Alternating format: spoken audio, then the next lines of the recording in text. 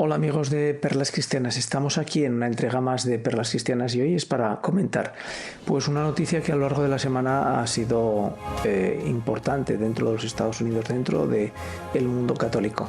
Dentro del programa de la EWTN en profundidad, presentado por Monse Alvarado, nos han informado de las circunstancias en las que, pues dentro de una celebración deportiva se ha producido de forma que ha habido pues una situación en la que estamos en el mes del orgullo gay y, como no podía ser de otra manera, pues han empezado a haber todo tipo de celebraciones, y una de ellas ha sido pues una celebración de un grupo de travestidos en los que pues han manifestado que ellos también pertenecen a la Iglesia. Y evidentemente que cualquier travestido puede formar parte de la Iglesia, porque todos los que estamos en la Iglesia somos pecadores y todo el mundo puede ser aceptado. La homosexualidad, lo repiten los sacerdotes una y otra vez, no es un pecado, sino el consentimiento a ser homosexual, consentimiento al acto sexual. Igual que en la situación en la que uno puede tener una debilidad por el dinero, pues tiene debilidad por el dinero, pero pues es algo que tendrá que presentarle al Señor para vivir con Él e intentar no caer en esa situación. A lo largo del programa de En Profundidad se han dado miles de argumentos en torno a lo que sería esa situación, y se ha recordado qué sería de esa situación si lo mismo se hubiera producido pues de esa forma irrespetuosa ante la comunidad judía o ante la comunidad musulmana. Evidentemente que no hubiera habido el silencio comunitario como lo ha habido en esta situación. Incluso tenemos que aceptar los católicos de que esa situación la tenemos que silenciar y callar el aplauso de aquellos que quieren manifestar de forma permanente que el ser en contra de la Iglesia Católica es lo in y que estar en la Iglesia Católica es lo out.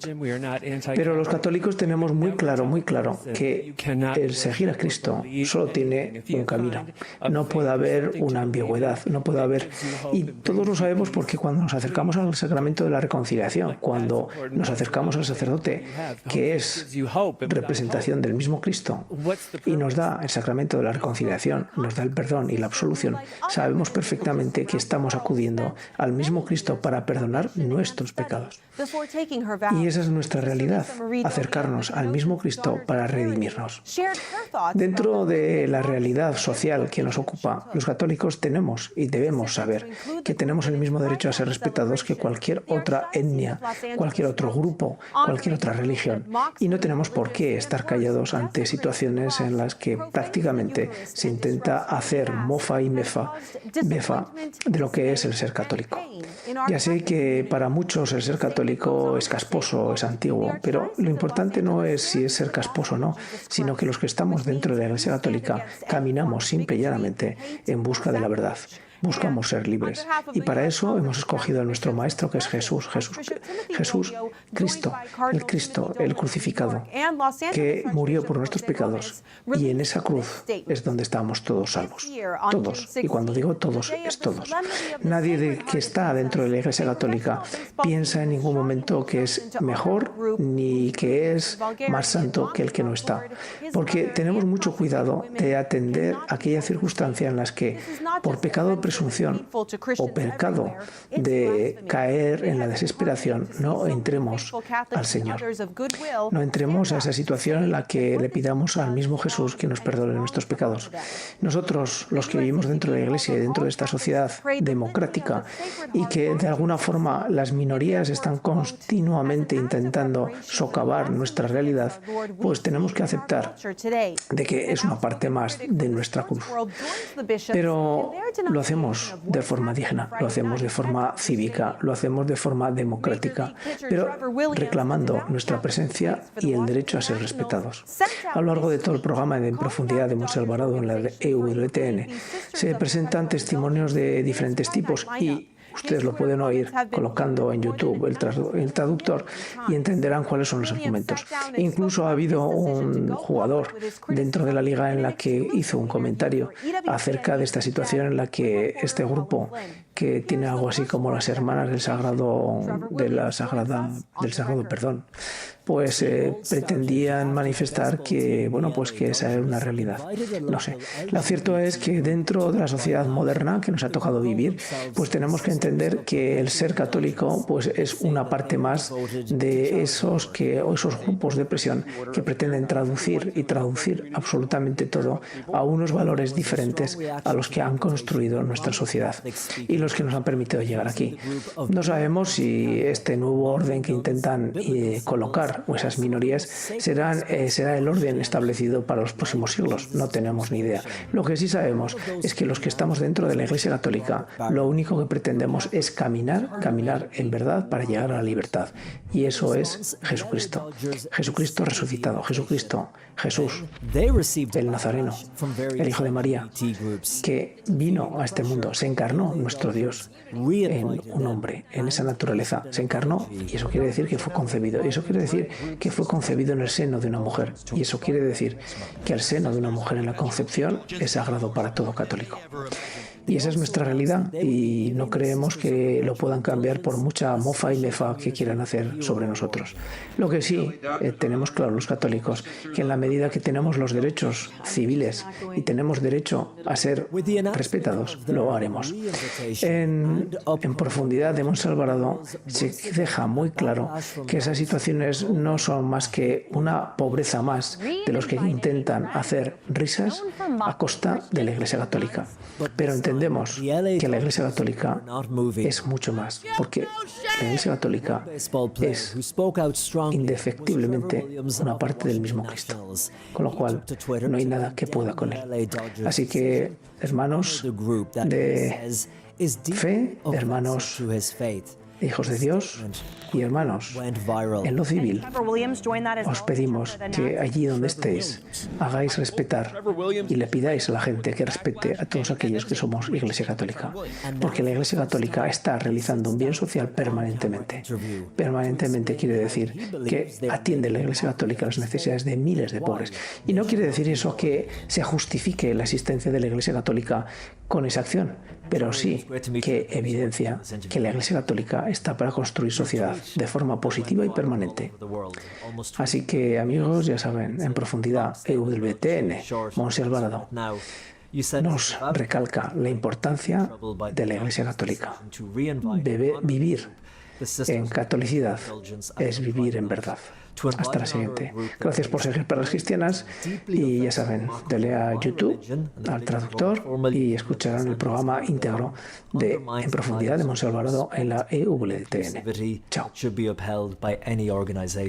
And like I said, that's been read 19 million times. Trevor, why did you feel so strongly that you wanted to make that statement? It had to be said. We cannot stand idly by while our Lord gets mocked. And before I hit send, you try and do as much research as you can, right? You see the horrific videos that were posted of them. You read about what they were trying to do, these things that are deeply offensive to us. And then you see that, well, they're doing these things. They're raising money for this, that, and the other. They've been doing it for over 30 years. But it was the point when the Dodgers re-invited them after knowing very well what they've been doing for the last 30 years. To give them a Community Hero Award. Correct. And at that point, I looked at the Dodgers Code of Conduct, and I'm like, or the Dodgers fan Code of Conduct, and it said you cannot wear anything or say anything that goes against anybody's age, gender, creed, religion. And at that point, it was like, this is going against their code of conduct. It's a blatant anti-Catholic message that they're sending, regardless of how much, quote unquote, good they've been doing in their community. But when I saw how deeply offensive it was, doing awful things to the cross, doing awful things about Stations of the Cross, like it became a point where these negatives are not, they shouldn't be honored, and they shouldn't mock a certain group. Because you did say in that statement as well that you believe all groups should be welcomed and respected when it comes to Major League Baseball. So this group specifically, the group who call themselves the Sisters of Perpetual Indulgence, what is it, if we get to the core of it, that you believe is mocking your Catholic faith? Yeah, I think if anyone with two eyes and a brain can see that they're mocking the religious habits of nuns. They're mocking what we hold most deeply and what are our core convictions. They're blatantly mocking it. When you look at it from the outside in a totally objective view, it's blatant mockery. Now, the group who called themselves the Sisters of Perpetual Indulgence, they released a statement. It was before your statement, but in response to the backlash from Catholics. They said that they're not anti-Catholic, but they're an organization based on love, acceptance, and celebrating human diversity. And in terms of dressing up in drag and mocking Catholic nuns, the group said that its members use humor and irreverent wit to expose the forces of bigotry, complacency, and guilt that chain the human spirit. What do you think of their response?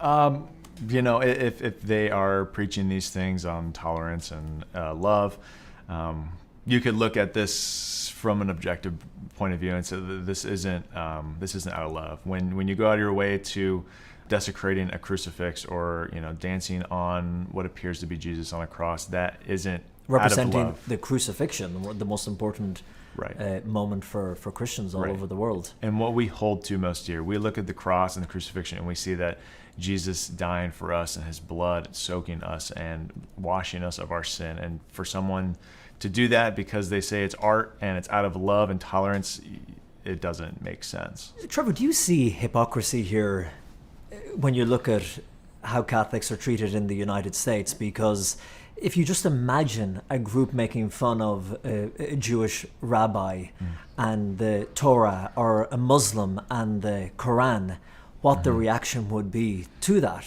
I would hope that they wouldn't be allowed at that stadium. I would hope. But there seems to be this, it's okay to make fun of Christianity in general and Catholicism in particular. 20 million views, almost 19 million views.